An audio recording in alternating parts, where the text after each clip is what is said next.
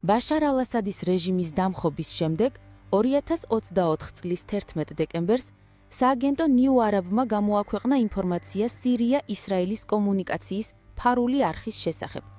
მიუხედავად იმისა, რომ აღმოჩენილი მასალების ავთენტურობა არ დადასტურებულა დამოუკიდებელი მხარის მიერ, დოკუმენტები სახელმწიფო ბლანკებზეა დაბეჭდილი და დართული აქვს სადაზვერვო სამსახურის შტამპები.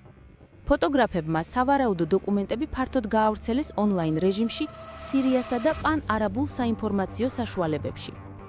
2024 წლის 28 დეკემბერს The Times of Israel-მა გამოაქვეყნა სტატია სირიის ექს-დიქტატორის ბაშარ ალ-ასადისა და ისრაელის სპეცსამსახურების სავარაუდო კავშირის შესახებ, რაც რამდენიმე წლის წინ დაიწყო და მისი პოსტიდან წასვლამდე გრძელდებოდა.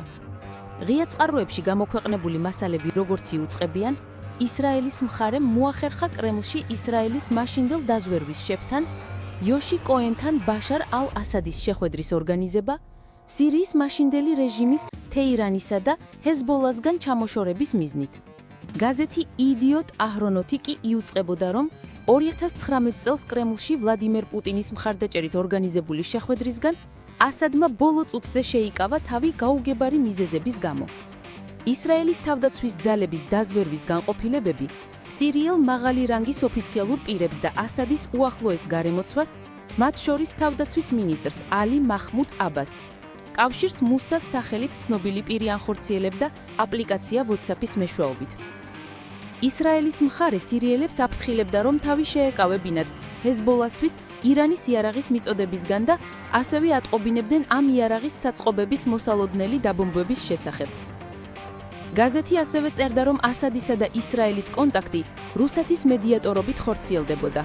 ისრაელი ასადის რეჟიმს ასევე პირდებოდა სანქციების შემსუბუქებას ჰეზბოლასთვის ირანული იარაღის მიწოდების დაბლოკვის სანაცვლოდ, მაგრამ ამის განხორციელება არ შეეძლო ამერიკის შეერთებული შტატების კონგრესის თანხმობის გარეშე. სავარაუდო კავშირის შესახებ ინფორმაციას ამყარებს რუსული სახელმწიფო საინფორმაციო სააგენტო TASS-ის 2018 წლის სტატიით, რომლის მიხედვითაც საუბარია მაშინდელი სახელმწიფო მდივნის ჯონ კერის მიერ ნახსენებ საიდუმლო წერილზე, რომელიც ბაშარ ალ-ასადმა 2010 წლის გაგზავნილ წერილში ამერიკის შეერთებული შტატების მაშინდელ პრეზიდენტს ბარაკ ობამას მხარდაჭერას თხოვა ისრაელთან სამშვიდობო მოლაპარაკებების გამართვაში.